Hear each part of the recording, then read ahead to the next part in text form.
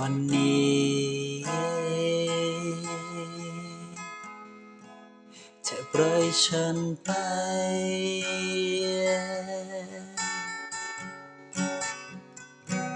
ขอเธอเก็บไว้สิ่งดีฉันมีให้เธอ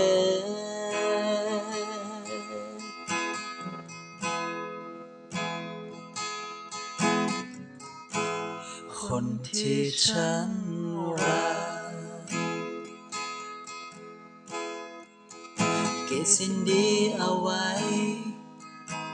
ในใจของเธอนะ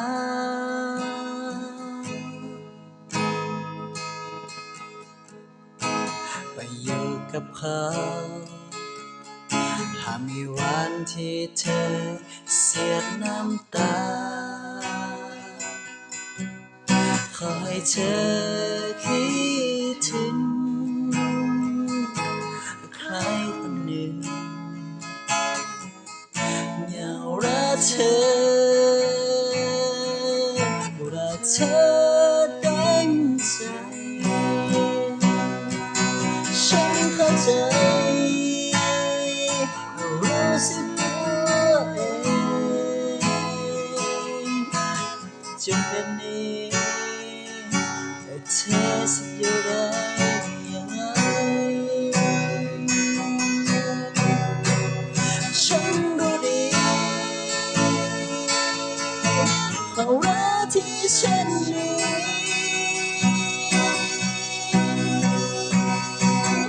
ไม่เธอไม่มีประโยชน์อะไร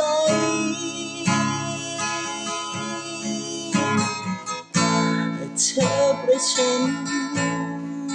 ไปสุดใจรักเธอรักจริงๆรักเธอไม่ใช่เอาชื่อฉัน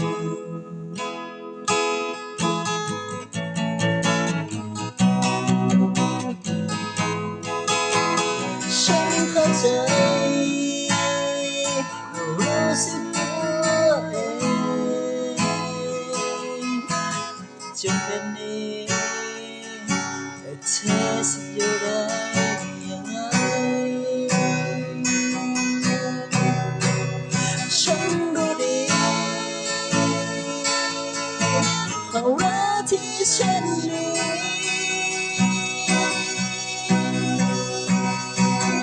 ไม่เธอไม่มีประโยชน์อะไร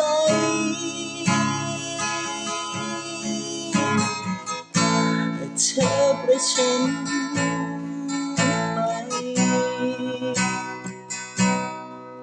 สุดใจ